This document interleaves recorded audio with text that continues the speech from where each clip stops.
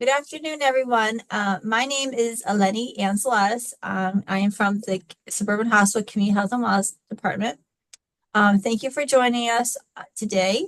We have Dr. Kimberly Coleman, who is a Hartwell nurse at Suburban Hospital, but also a practitioner of Chinese medicine. And she has graciously agreed to present today on the winter and water element. As we're in winter right now.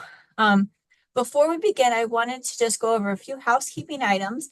The first being that today's webinar is being recorded, and we'll make that recording available in the next few days. It'll be posted on Suburban Hospital's website. Secondly, we would love to hear your questions. Kim will be have an opportunity to answer all your questions. And if you want to ask a question, please put it in the Q&A box on the bottom of the screen. Third, and most importantly, please take the time to fill out our evaluation. When the webinar is completed, a link will pop up, and please click the link and you'll be taken to our evaluation page. Again, thank you for joining us. Kim, thank you for presenting today, and we will get started. Thanks so much, Eleni. I'm really glad to be here. And because this is a webinar format, I can't see all your lovely faces, and I would love for this to be a little more interactive. And so I've included some poll questions that we'll get to, so a couple in the beginning and a couple toward the end, just so that I can hear your voices and get a little more engagement. So today we're going to talk about winter and the water element. I'll just share a little about myself. Many of you may know me. My background's in nursing. I've been practicing nursing since 2003, mostly in the intensive care setting. And I've been studying and practicing Chinese medicine since 2012 and had a wonderful opportunity to study in China for 4 years where I got my PhD. Some areas of specialty include cardiovascular conditions, psycho-emotional and stress-related illness, as well as Master Yang's pediatric tuina, which is a child tuina or Chinese medical massage. You can see the photo here on the right, a young boy in China that I was practicing with, and also scalp acupuncture from Dr. Huang. So a few disclosures. The information contained in the presentation is just for educational and informational purposes only. So please don't use the information to self-diagnose or treat. Seek a professional. And lastly, the content of the presentation doesn't represent Johns Hopkins, Suburban, or their affiliates. So the objectives for today, we'll start with an introduction to TCM theory, acupuncture, and its modalities. And then we'll talk about winter, dietary suggestions, and other self-care tips for you to take home and apply yourself. And then there'll be some opportunity to answer audience questions at the end. So before we get started, the first poll question is, have you attended one of the previous TCM seasonal lectures? I believe Eleni's going to pop up a poll item. If that's too complicated for you, feel free just to put it in the chat. I'm just curious how many in the audience have attended one of my lectures before, so I know how fast or slow to go through the first portion of the lecture here. So go ahead and answer yes or no to that poll question. And when most everyone has answered, then we'll show the results. This is our first time trying out polls, so I appreciate you being part of this experiment.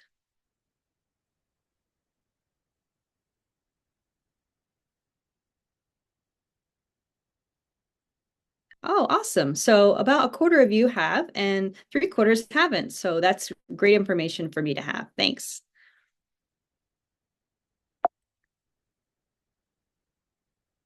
And I'm having trouble advancing my slide.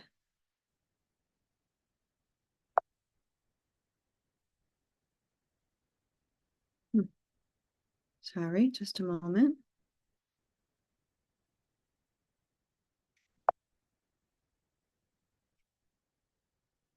Eleni, is there anything on your end?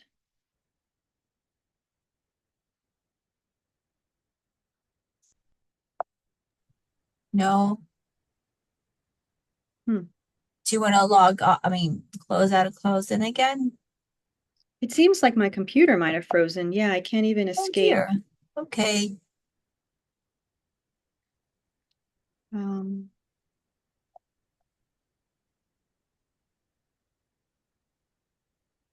Sorry, folks. Mercury is in retrograde. Yes, it is. Yes, it is. Um, and you're not able to advance my slides. Yeah. Hmm.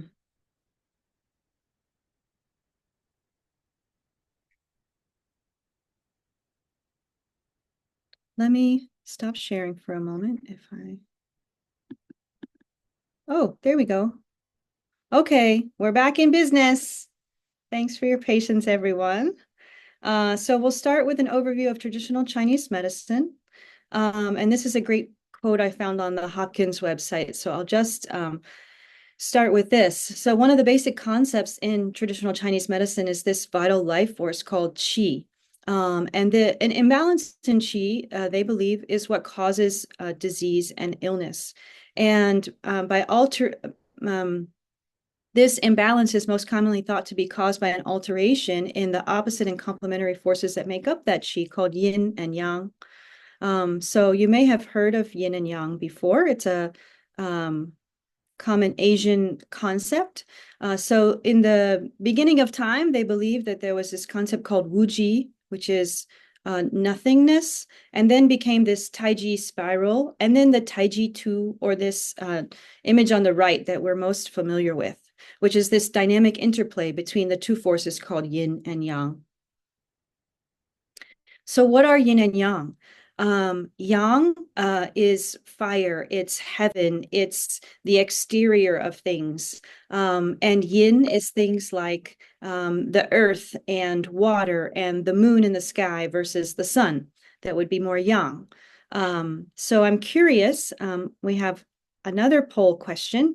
What are some other things from nature and science that might exemplify yin? We're going to be talking more about yin today as it correlates with the winter season and the water element. So I'm curious, what are some things that you guys can think of that would exemplify yin?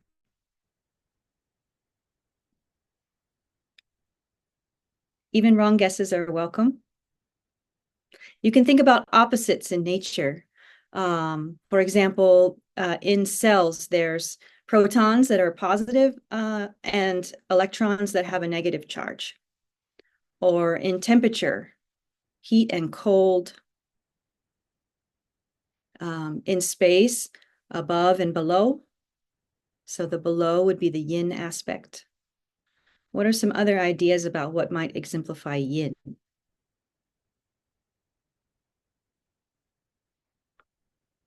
In the human species, the feminine exemplifies yin.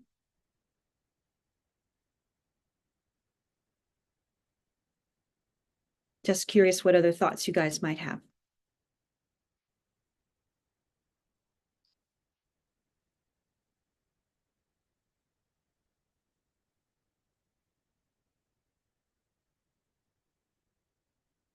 When the nighttime also is an example of yin versus the daytime would be more yang.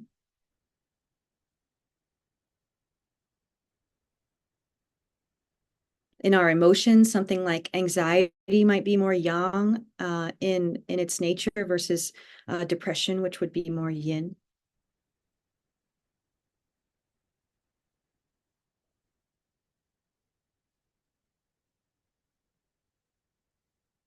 Any other thoughts about what yin might be exemplified by? Maybe I'm thinking now about when we move slowly, that's more yin. Things that move slowly are more yin. Things that move quickly are yang.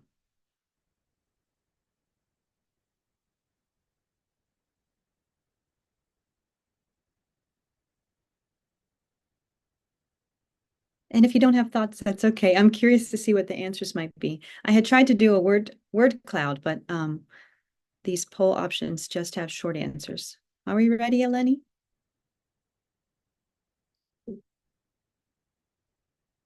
Everyone answered. Great. I wonder what the thoughts might be. We'll download those answers later, and maybe in the Q&A time at the end, or if you want to throw them in the chat, then we'll be able to see those. Thanks, Eleni.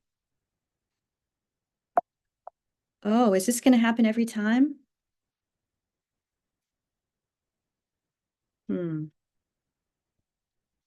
Sorry, having trouble advancing again.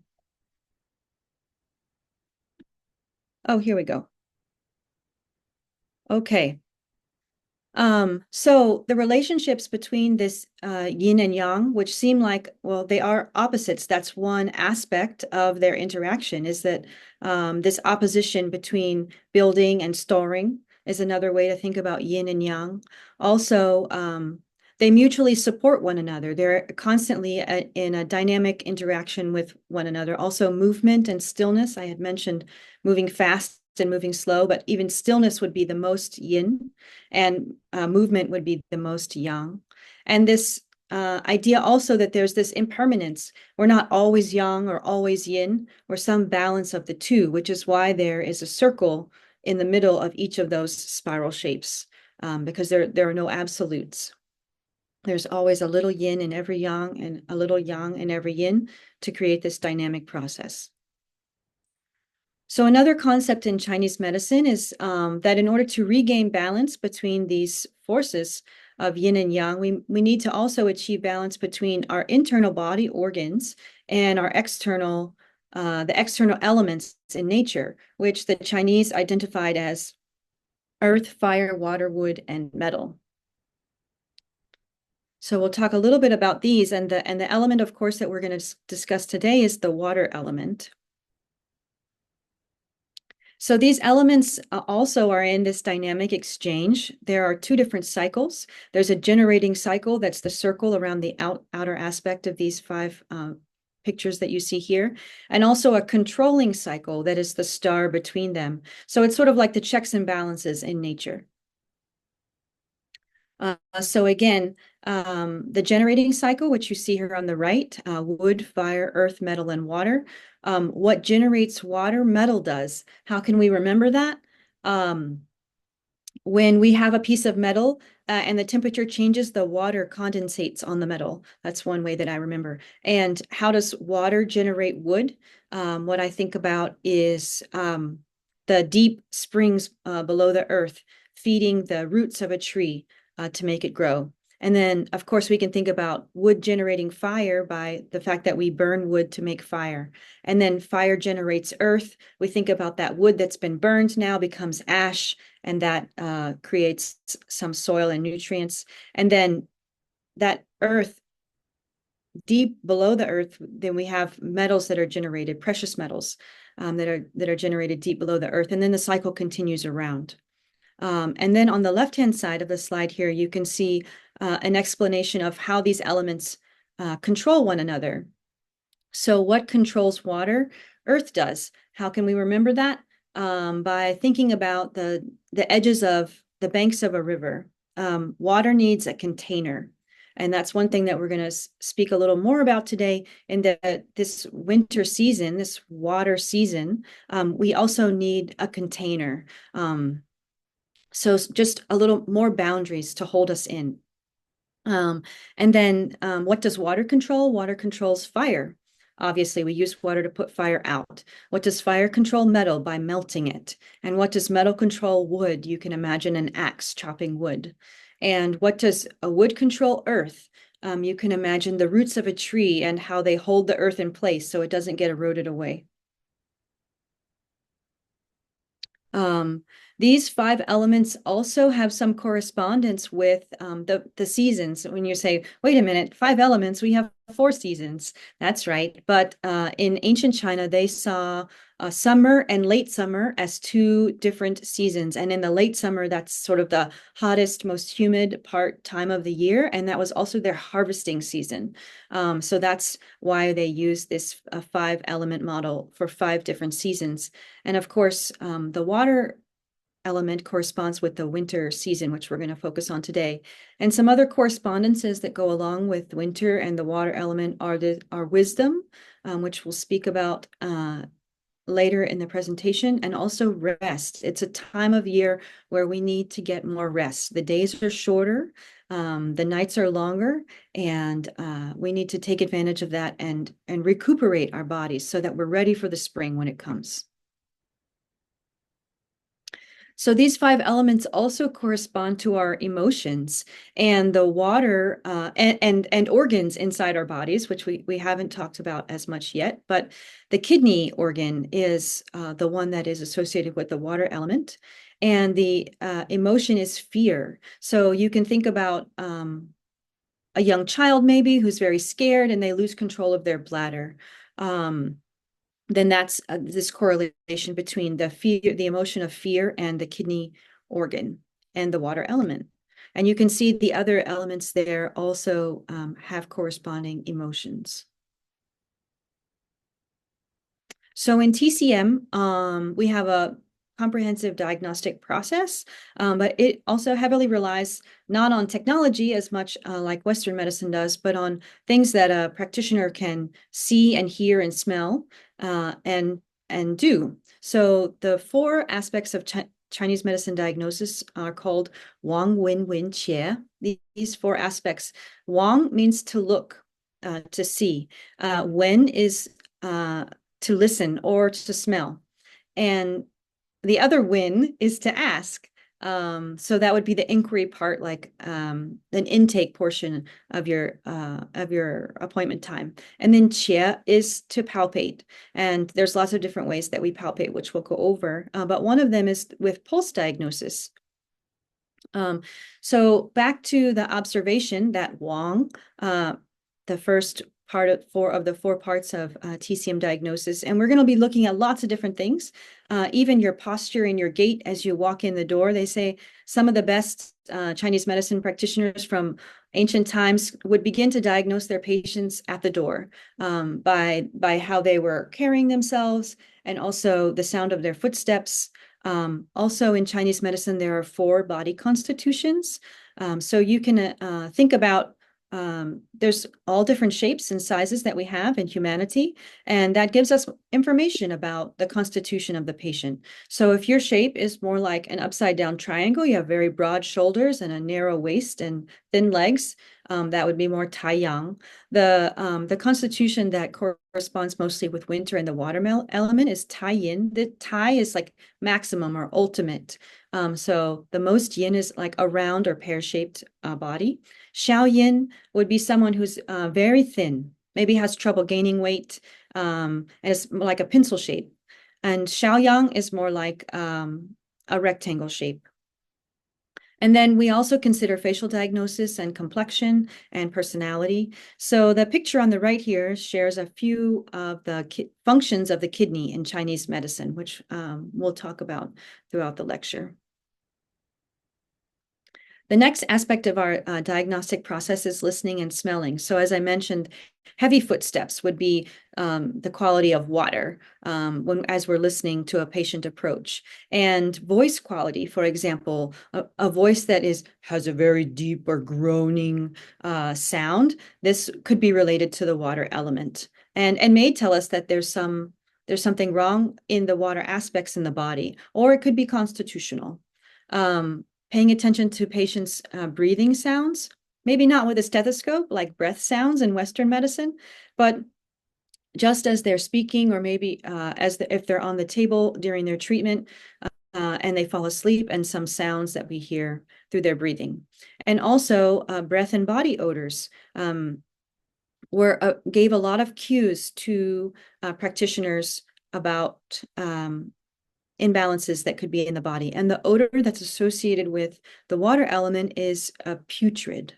So you can imagine like an area of a stream that's stagnant, the water's not moving, and becomes a putrid smell.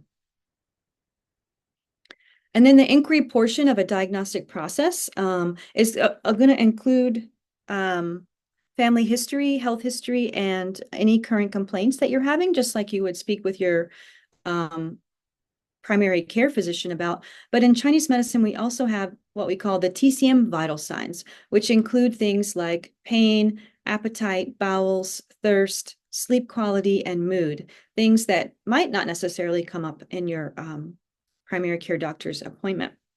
So some observations that might include some imbalances or weakness in the kidney element as far as TCM is concerned are listed here. So trouble hearing, a receding hairline, decreased vision, premature gray hair, weak bones, crooked teeth.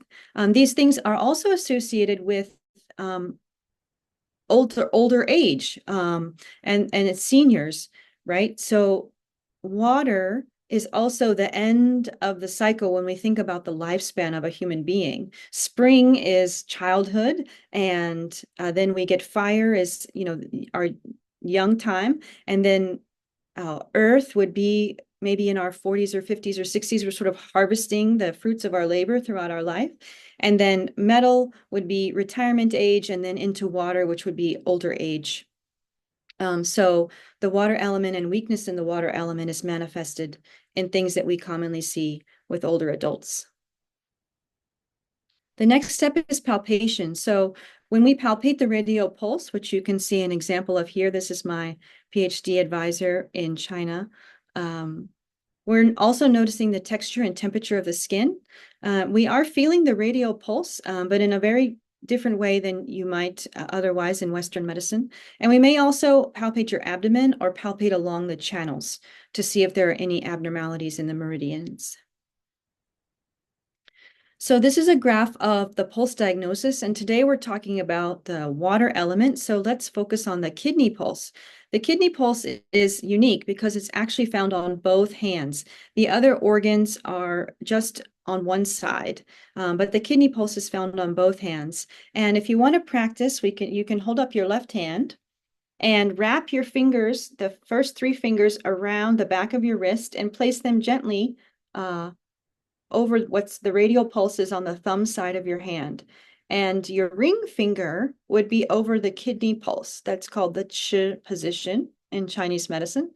And there are also 3 levels that we're measuring: a surface level, a middle level, and a deep level. And there are 28 qualities that we're looking for in that pulse. Things like fast, slow, forceful, forceless, slippery, wiry, just to name a few.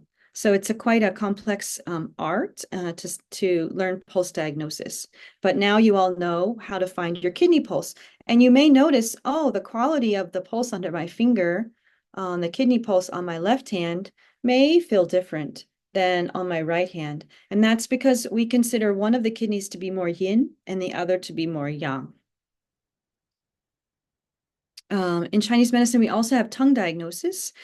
So we're looking at the tongue body, its coating, and the body color, texture. And you can see that the kidneys are represented in the very back of the tongue.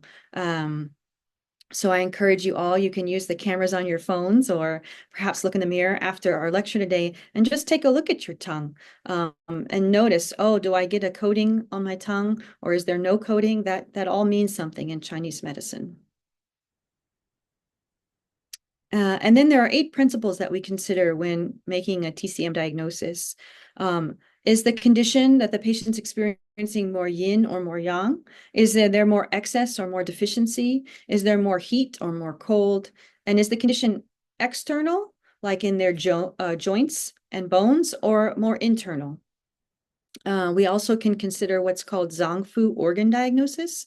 So Zong and Fu are the Chinese words that mean solid and hollow organs. So our kidney is an example of a solid organ. It's the Zong organ, and its paired Fu organ or hollow organ is the bladder, the urinary bladder. So we know the bladder fills with urine. So we consider that a hollow organ. And then most of the organs of digestion are also considered hollow organs. And also channel pathology, which I mentioned before. So the kidney meridian starts at the bottom of the foot and moves up the inner aspect of the leg. So we may palpate along the kidney channel to look for any irregularities and choose to place a needle where we find one. The temperature or weather pattern that is associated with the water element is cold. So there are 6 evils, so to speak, in Chinese medicine that can attack from the inside or the outside. And the one that's associated with the water element and, of course, the winter season is cold.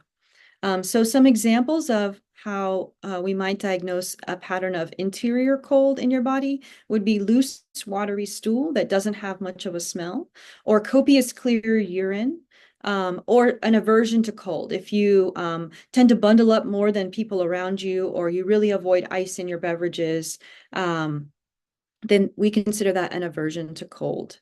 And we may diagnose you with a cold condition.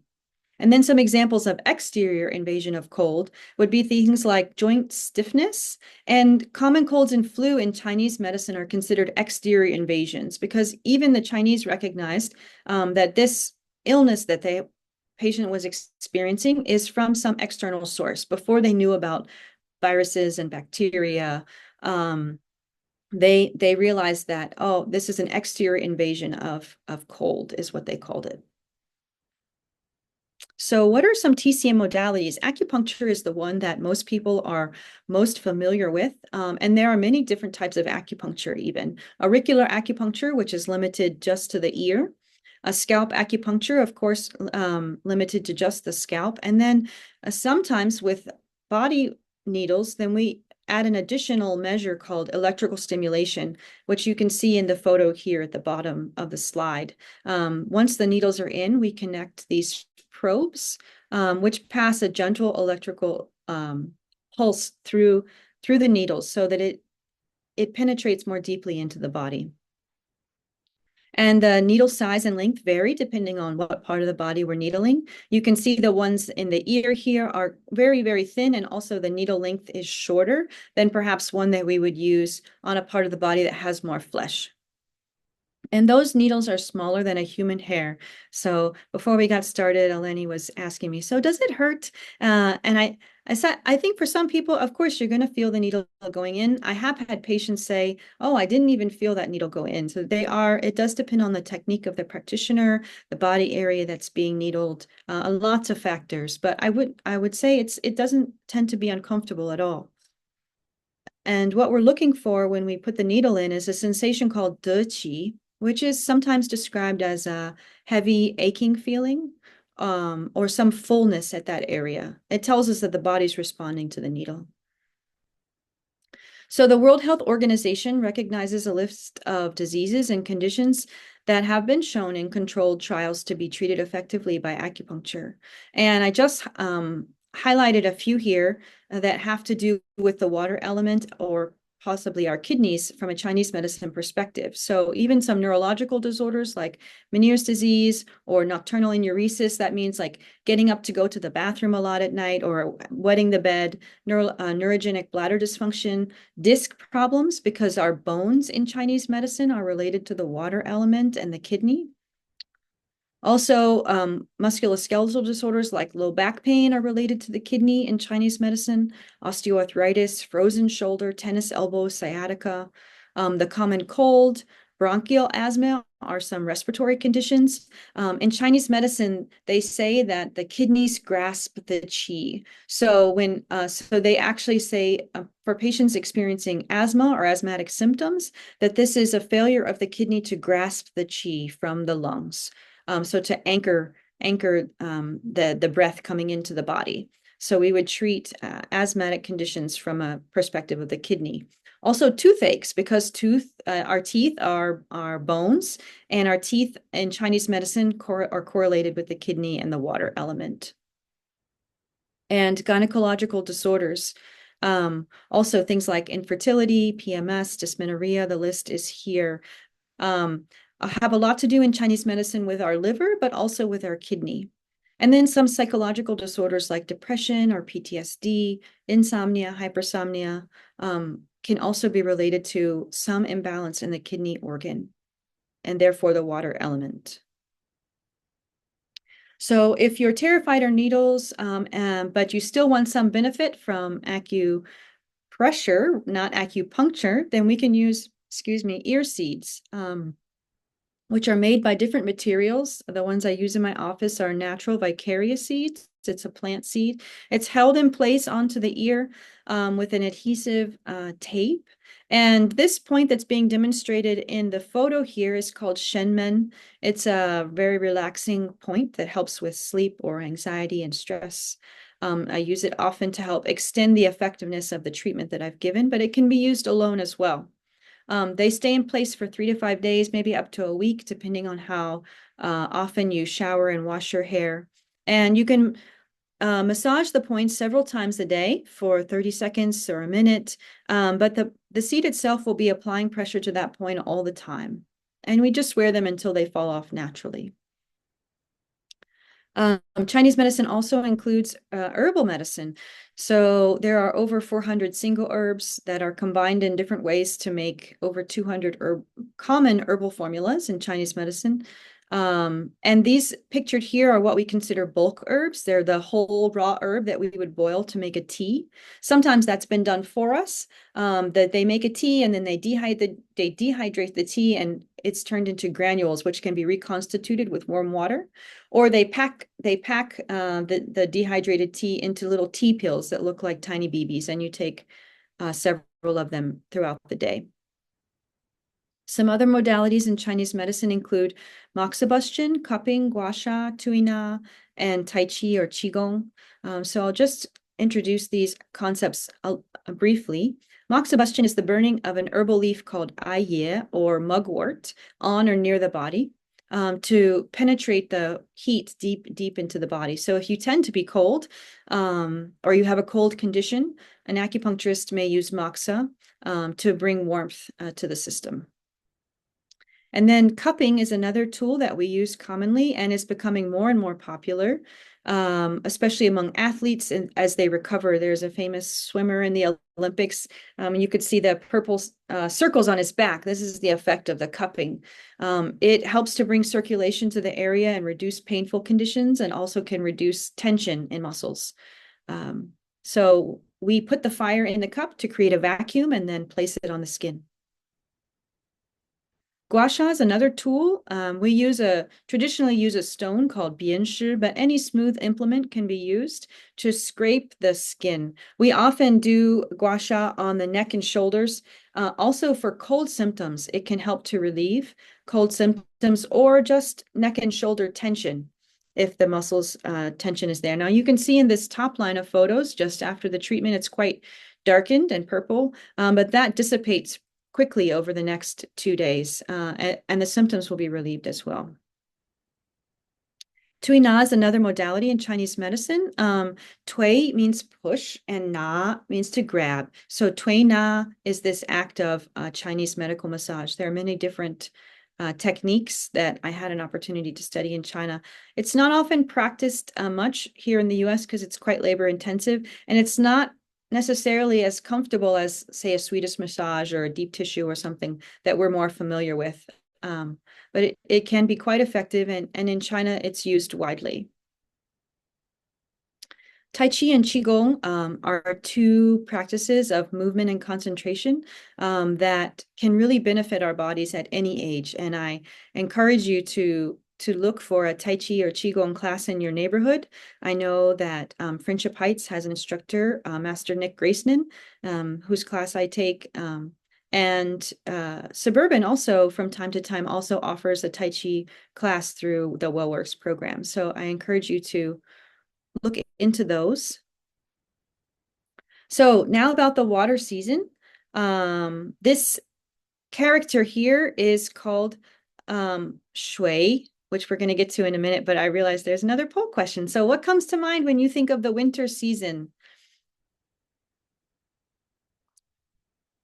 Oh, and I guess we won't see the answers to this either until afterwards. We'll have to play around a little bit with that. But I just wanted to get a sense of, yeah, what comes to mind when you think of the winter season? Maybe we won't take too much time here since we can't see the answers anyway.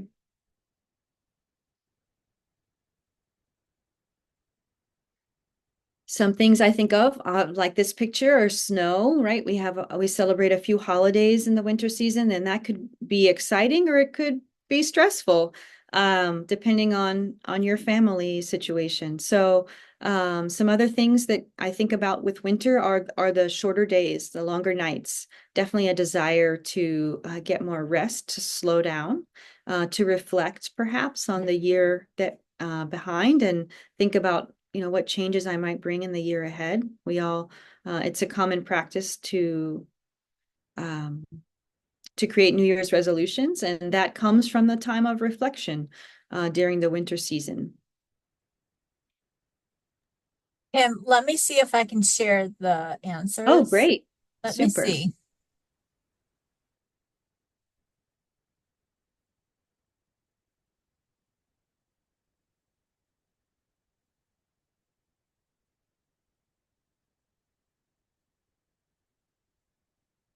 So you've all answered. Thank you.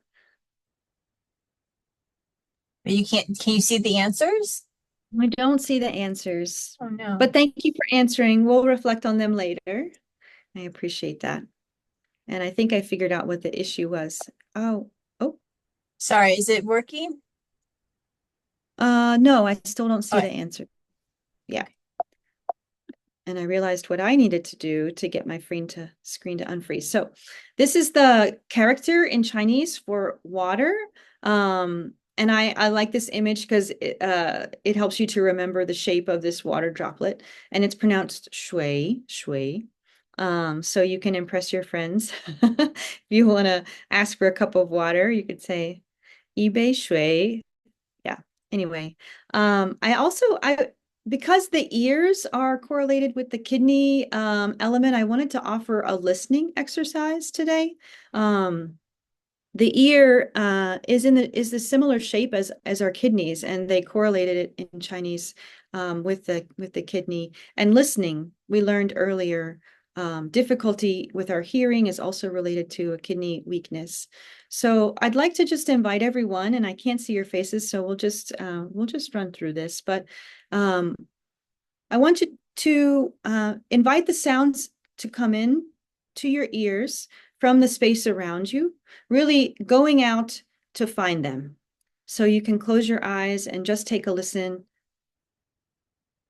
and see if you can identify 3 separate sounds, maybe just by naming them. I can hear some cars on the street outside. I hear my air filter running. What is it for you? Reach out for those sounds. And then try to become a little more receptive. So rather than reaching out for the sounds, just sit quietly and let them come to you. So no reaching or straining, just letting the sounds arrive at your ears.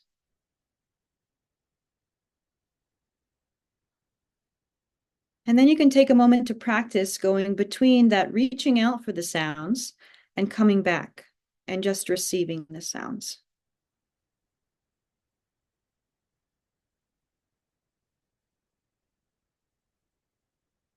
And I'm curious, and maybe we could discuss this later during the Q&A portion, but what do you notice as some distinction between how you feel in your tissues or in your spine or in your sacrum, how much you're noticing the seat underneath you when you're reaching out for the sound versus when you're just receiving it? And what's your sense of relationship or connection with the source of the sound when you're reaching out for it versus when you receive it? As we reflect on the emotion of fear that's associated with the kidney and the water element, we can think about how if we're in a fearful place, we may be reaching out for those sounds, and it may be startling. We hear a twig snap, and we're startled, versus if we're in a more receptive place and maybe not experiencing so much fear, how we might experience that same twig snap sound. Okay. The water element has many, many correspondences, and so I just wanted to share some of those. Even our orientations on a compass have relationships with the seasons and the elements. So the one that's associated with winter is the north. And we can think about the north side of a building tends to be darker and more cold than the south side that gets more sun exposure. So the Chinese, in observing nature, also noticed these things. The taste that's associated with the water element is the salty taste. So we can think about the ocean, the salty ocean, salt water. And I mentioned earlier, the bladder is the paired organ with the kidney, and both of those are water organs. And the tissues that are associated with the water element are the bones and its marrow, and also the spinal cord and brainstem, and our teeth, as I mentioned before as well. The hair on our heads is also associated with the kidney and the water element. So in older age, or even at younger ages, if you lose your hair, then there may be some condition with the kidney or weakness that's associated with the kidney from a Chinese medicine perspective. And then the substance that's associated with the water is the something in Chinese medicine that's called Jing, which can be correlated in Western medicine to our genetic potential, sort of like, our DNA. And then the opening in the body. So for example, the mouth is the opening for the earth element. And so for the water, it's the urethra and the lower orifices. The fluids are sexual secretions. The color that corresponds with the water element are blue or black. The sound is the groan that we talked about before, and that putrid odor, and the emotion of fear that we mentioned as well. What I want to share a little bit about is this concept called zhi, which in Chinese means our will. So the character that you see here, on the top of the character, there's a symbol that means plant. It's pronounced tu, and it's rising out of the soil from the land. And then the bottom half of the character for zhi is the character that means the heart, or pronounced xin. And so the two of these represent the possibility that comes, that we're able to physically manifest our heart's desires. It's actually able to come to fruition. So someone who has strong zhi has a lot of motivation and willpower. And this comes from the kidneys in Chinese medicine. And the virtue that's associated with the water element is wisdom. And that also comes later in life, right? As we've had more experiences, the winter season, the water season of our lifespan is the last one. And so we've gained all this wisdom throughout our lives. And we look to our elders and ancestors for wisdom, because it has come with time. It has come with time.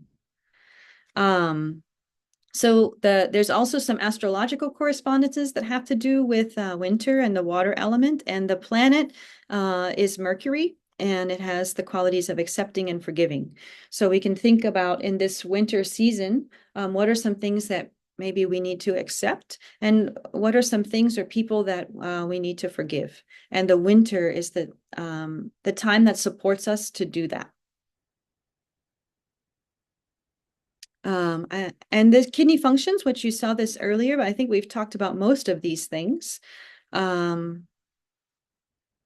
Receiving the lung qi in the cases with asthma, and it's the house of our willpower. And then the imbalances that come with particularly kidney qi deficiency, things like incontinence or bedwetting, frequent urination, amenorrhea, premature ejaculation, low back aches, nighttime urination. All these things are related to kidney qi deficiency. And a weak Jing, or that genetic potential, might also lead to these things that you see in the picture here. And I'm just noting the time, so I might move a little more quickly.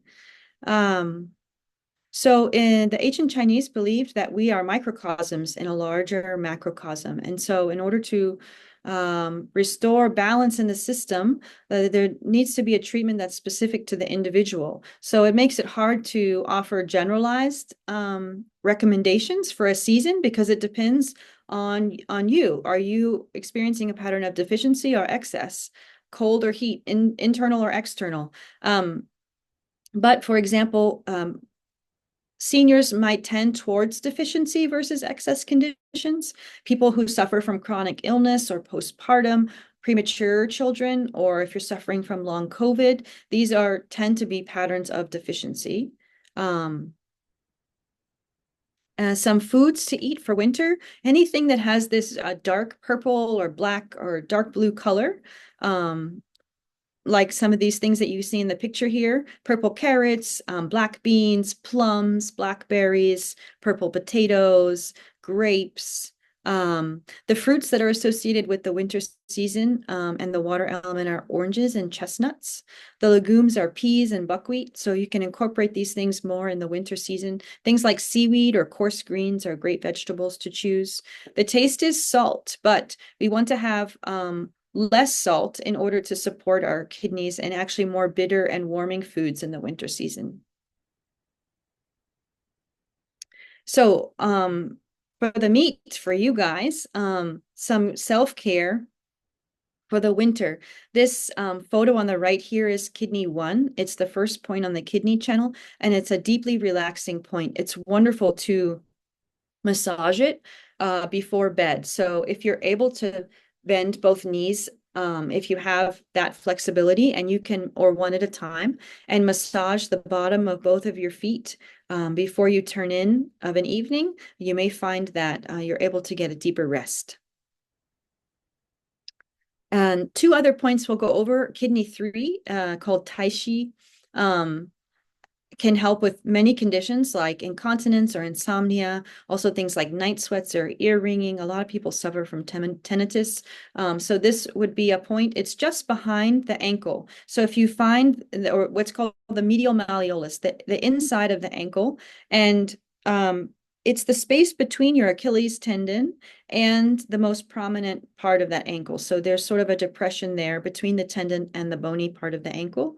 And that's where you would massage, just in a gentle circular motion, for a minute or 2 on either foot or both feet, to help treat some of these conditions.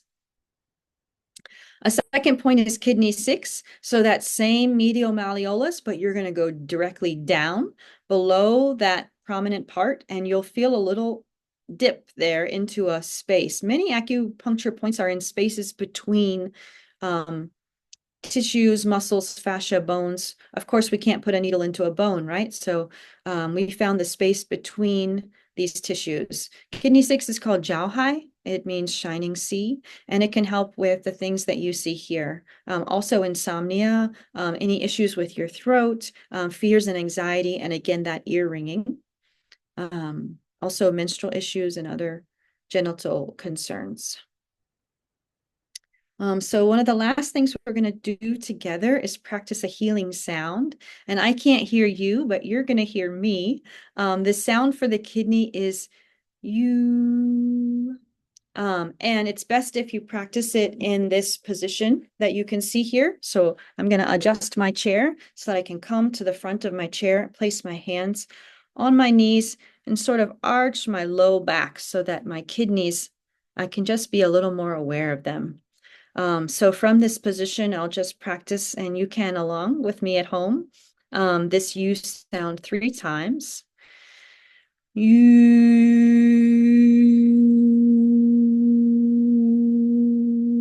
while you're doing that, you may notice the sensation of a vibration in your low back. And the second time, we can bring the color to mind, this blue or black. We want to purge the kidneys.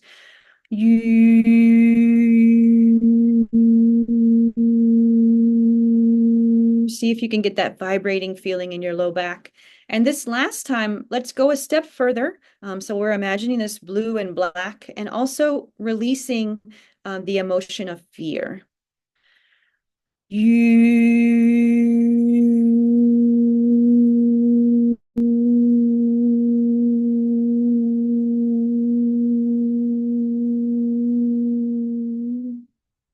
Great.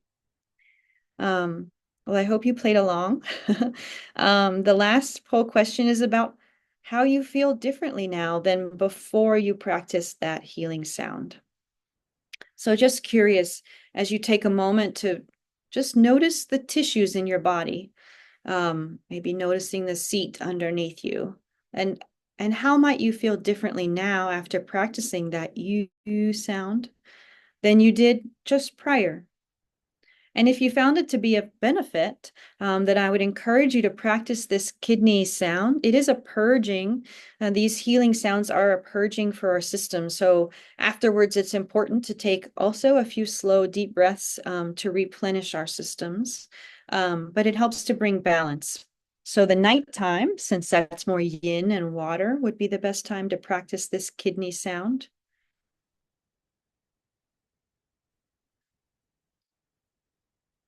I'm just going to take a sip of water myself while you guys complete that poll.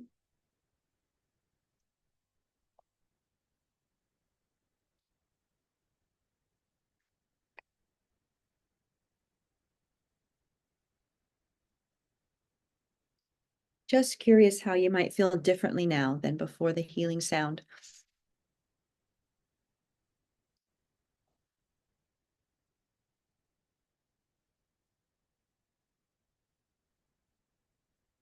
And I'll be excited to see all your answers when I review these with Eleni later.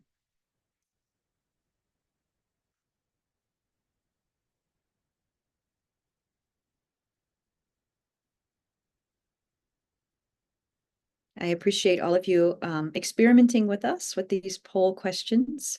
Always looking for ways to make these webinars a little more interactive and engaging. Great. Thanks, Eleni. Everyone's answered. Super. Appreciate you all. These are a couple references. The website where you can find some of the quotes that I used in my talk, and my contact information. My website, my office number, my email address. Also, I have a YouTube channel. So this will be posted on Suburban's website, and also I'll add it to my YouTube channel. There's other lectures there also on different seasons and topics. And I have a private practice in Friendship Heights. Oops. I guess it's time for questions. I didn't have a question slide, but happy to invite your questions now. I have a question. Yes. If you don't mind humoring me. So you talked a lot about kidneys. Mm-hmm. So what if someone is if someone was whether it was through surgery or maybe they're just born with it, what like is it different with like the sides if someone has like only one kidney? Like would That's a you good be question. feeling like their pulse on both sides? I haven't felt a pulse of someone with only one kidney, so I don't know, but certainly because the Chinese see that one kidney has more yin and one kidney has more yang, we may notice some differences in that person's constitution, or conditions that they may develop due to only having one kidney. So the left kidney is more associated with the yin or water, and deep rest, and the right kidney is more yang, and it connects more directly with our heart. It's more relational. It's more yang or more fire. Yeah. So if you have your right kidney and not your left kidney, you're more fire. Yeah. Okay. Perhaps. There's Maybe. no Okay. absolutes. Yeah. Okay. Does anyone else have any questions for Kim? Well, I always learn something from your presentations, Kim. Thanks so And much. yeah, it's wonderful. Um, oh, here we go. What would help? Oh, what would help with what would help with getting up often during the night? Mm. So things to support your kidneys. Certainly I recommend common sense things. Is it getting up often to urinate at night? Is that the question? I just want to clarify. I would assume so, yes. Or you're not sleeping well and you're waking frequently at night. If you have to get up to use the bathroom frequently, Oh, I'm sorry. She says both. both, right. Well, we're not going to be sleeping well if we're having to get up to go to the bathroom. So I often encourage patients to drink less or stop drinking fluids earlier in the evening before they go to bed. Also, when you go to the bathroom, and use the bathroom. And one way to make sure that you're emptying your bladder is, I've been told, to stand up and turn around and sit down again and see if you can empty your bladder further before going back to bed. And the things that we talked about that support the kidneys, like having those dark colored foods, perhaps practicing the healing sound, also doing some acupressure on the points that we covered, kidney 1 at the bottom of the foot and kidney 3 and 6 near the inner ankle. These things can support your kidneys also. Thank you. We have another question. How can potential patients think about the kind of care they need from a primary care provider or a TCM provider? Is it duplicative?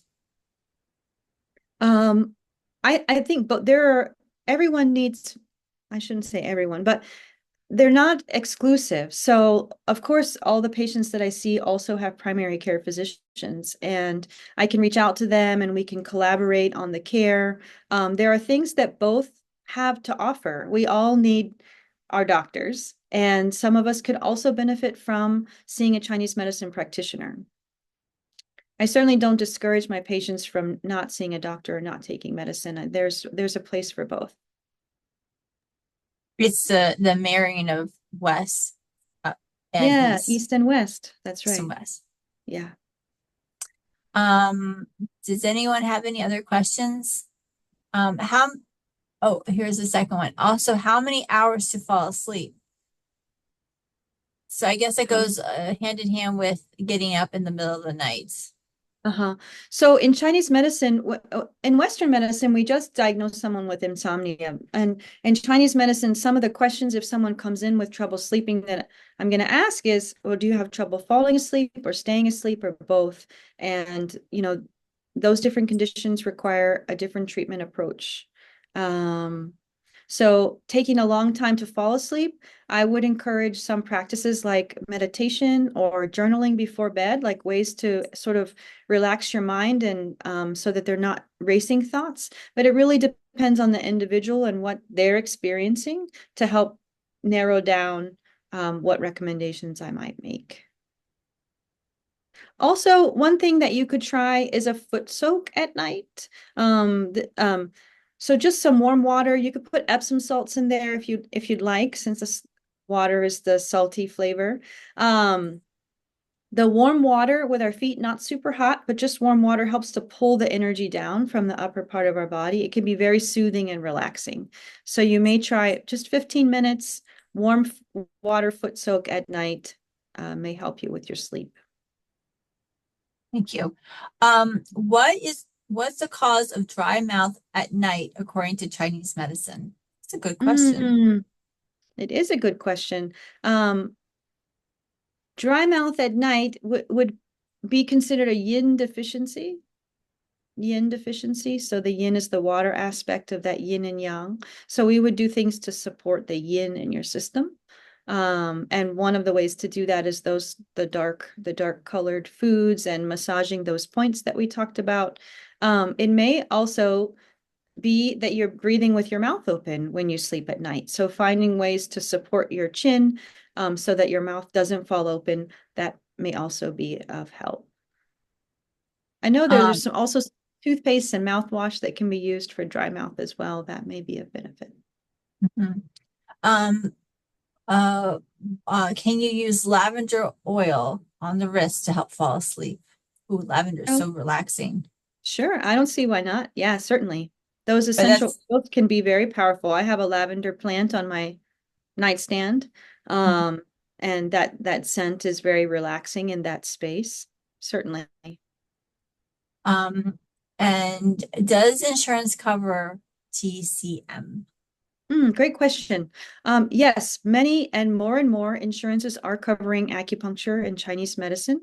So I encourage you to reach out to your individual plan to see, do they cover, perhaps asking them what diagnoses do they cover, how many treatments are covered per year, things like that before you seek out a practitioner. A great place to find a practitioner near you is our national certifying body called NCCAOM. They have a find a practitioner link on their website. And I'm also happy to help you get connected with someone in your area. I have lots of colleagues around the DMV that I can connect you with. Great. Thank you. Are there any other questions? Because we are at time. Um, okay, well, oh, how about coughing? Would you approach coughing as a practitioner of Chinese medicine? I would have lots of questions also, like what medications are you taking? Yeah, coughing. Could be so many There's more things. questions to come. Yeah. Um, Maybe just start with some lozenges, but coughing, yeah, it depends. Is it cold? Is it allergies? There are certainly herbs that can help reduce cough. Mhm. Okay. Okay, well, thank you, Kim. Thank you everyone for joining us this afternoon. Appreciate your time. And thank you. And we'll see everyone, hopefully in person, the next time. Okay, thank you, everyone. Bye.